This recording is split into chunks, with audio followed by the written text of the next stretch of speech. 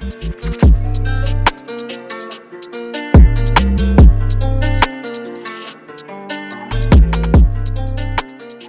am I here with today?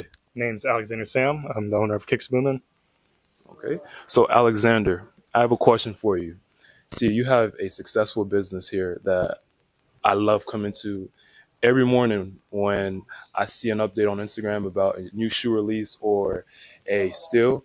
I always come over here. I run over here to come pick up a shoe. And I just want to thank you for that. I bought almost 60% of my shoes from here. Oh, absolutely, man. And it's been a pleasure just shopping here all the time. So now I have a question for you. How old were you when you started this business? So I started when I was 13, actually. Pretty much, long story short, my parents had split up. So from the divorce, it caused me to move homes. And then with that was a new school. Okay. So kind of the way I got into the business was, well, starting off at the new school, the way I made friends was through sneakers. Okay. And then that's kind of where I found, the love for it. And then I was buying pairs off my friends, cleaning them up, selling to other kids at school, and then just kept going after that. Wow. Yeah. That's a journey right there. So now, how old were you when you opened up Kicks Boom in this exact position? So when I opened up the retail store, yes, like I said, I started when I was 13, started just locally, then Facebook Market, went on to do online for 4 years. And then when I was 17, I'd opened up the actual store. Okay. All right. So now a lot of people know how to start a business, but they don't know how to scale their business. How did you learn how to scale your business? It was kind of just, kind of doing it, taking action, figuring out problems when I'd run into them. Kind of one of my uncles, he was a big mentor of mine. I would say he had a few businesses of his own because he did pretty much everything, like graphic design. Like his daytime job, he's actually a forensics officer for Henrico Police. But then he had even phone repairs, drone repairs. He had his whole repair shop in the mall. So growing up, I would go there after school, do my homework, and then kind of just watch him do his thing. So, his entrepreneurship journey kind of inspired me. And then when I started, he kind of guided me through. It was kind of like a guardrail. When I would slip up, he would, tell me what's the right thing to do and handle, different types of situation.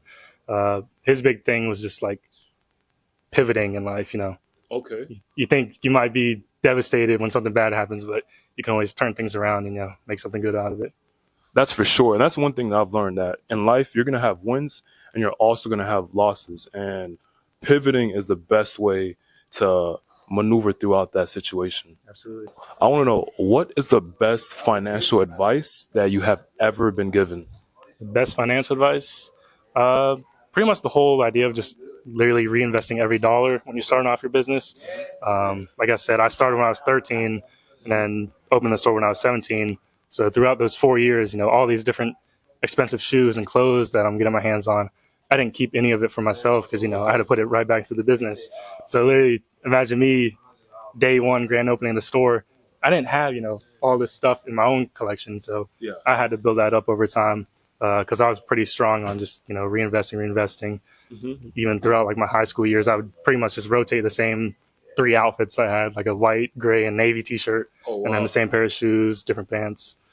So I'm pretty much like a minimalist at heart. But being a store owner in this industry, I do have to get my hands on some nicer things. Okay, I see. And I would do the same too. And I feel like reinvesting in the business is one of the main issues most people have with their business. Would you agree with that? Yeah, I see it a lot, to be honest. Got it. So I want to know, do you work out? Yes, I do. So on that whole fitness topic, in high school, my sophomore year, I really didn't do much sports leading up to that, besides like maybe soccer in like middle school just for fun. But sophomore year of high school, I started wrestling, and then that kind of got me set on like working out every day. And what I loved about wrestling was the whole like mindset the coaches really put on us, because it's like a disciplined sport. So just keep pushing and everything. That's kind of what you can take from that sport to real life, Exactly. And one thing about wrestling that a lot of people that do not watch wrestling or do not know about wrestling is that you have to make sure your diet is on point, meaning you're on point with your weight, because if you're too high, you can't wrestle. If you're too low, you can still wrestle, but it won't be good. You have a less of an advantage to win the fight. So now, do you feel like you learned how to diet throughout your experience wrestling? Oh, absolutely. Trying to make weight and everything. I started off at 120 pounds my first year, and then ended my senior year at 136 weight class. Oh wow. But it was a lot of going in the sauna every morning, making sure I'm hydrated, drinking water. But then there would be the days we'd have matches, I'm literally just eating as much as I can, like little pieces of goldfish or pretzels. And then after the match, I'd treat myself to, cheat meal. Oh wow. Did you ever have to spit in the water bottles? I never did that. Never took it that far. But some of my buddies was running in trash bags and hoodies. I was like, dang, that's extreme. But, Okay. All right. So now, what is your favorite exercise? My favorite exercise? Yes. Lifting wise, I would probably say squats. Just as kind of like full body motion. Mm-hmm. I have scoliosis, unfortunately. So during my weight training, during high school wrestling, saw a big improvement in my back. Even the coaches from day one to when I finished, that's what they noticed too. Okay. So that helped with my posture a lot, and from there, confidence too. Okay. Yeah. All right. So now I want to know, what healthy habits have you implemented in your life that you feel like most people should try implementing in their life?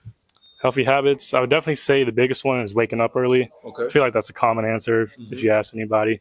Waking up 6 a.m. before the sun gets up, you get a head start to your day compared to most people who are waking up at 9, 10 a.m. And then if you're, in a household with a few other people, you kind of get that time to yourself if they're sleeping in. And then, it kind of just sets the tone for the rest of the day. Exactly. I agree with you on that. I wake up every day at 7, sometimes 8, but early mornings definitely make a huge difference. Say, okay, you have to pick one shoe brand to wear for the rest of your life. Which shoe brand would it be? That's a tough one.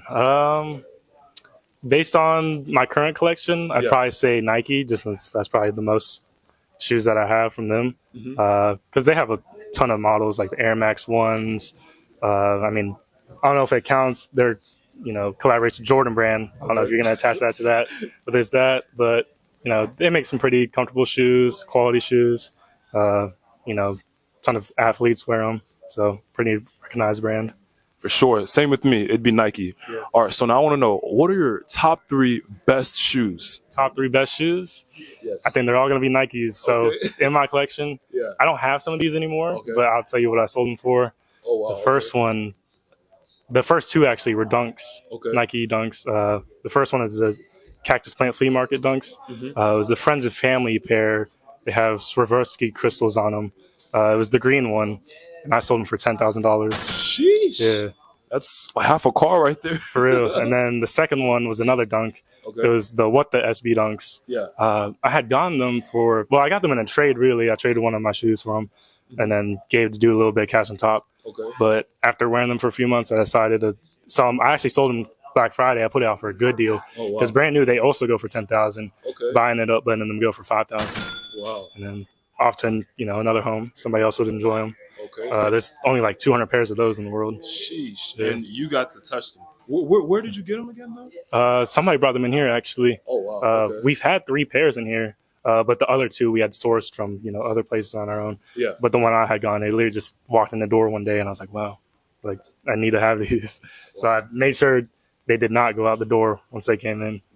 We got to make this deal happen. For sure. And that says something. If there are only 200 pairs and this store has received 3 of them, that says something right there. Absolutely. Yeah, we try to get our hands on, the most limited sneakers.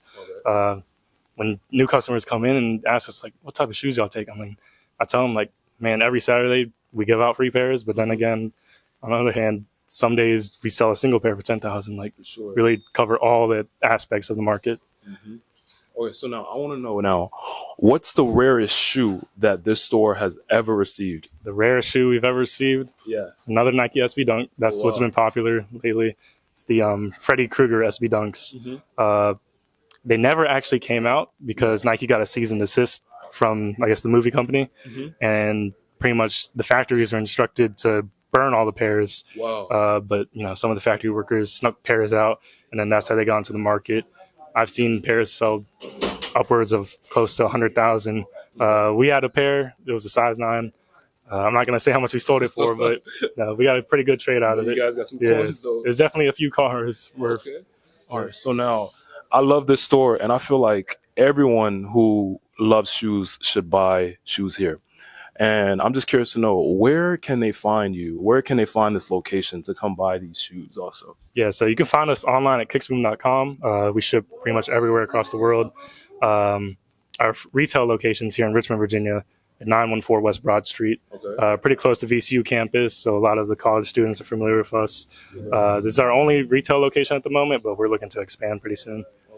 And can we buy shoes online from this store? Absolutely, yeah. We post pretty much everything online. All items are first come first serve, but yeah, everything gets up there eventually.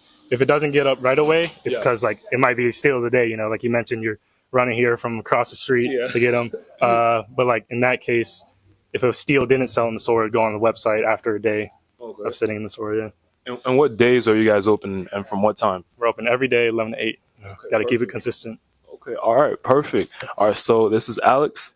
Hey, come check him out at Kicks Boomin' and come shop. But yeah, thank you, man. Appreciate it, man. Thank you. Appreciate that, man. Yeah.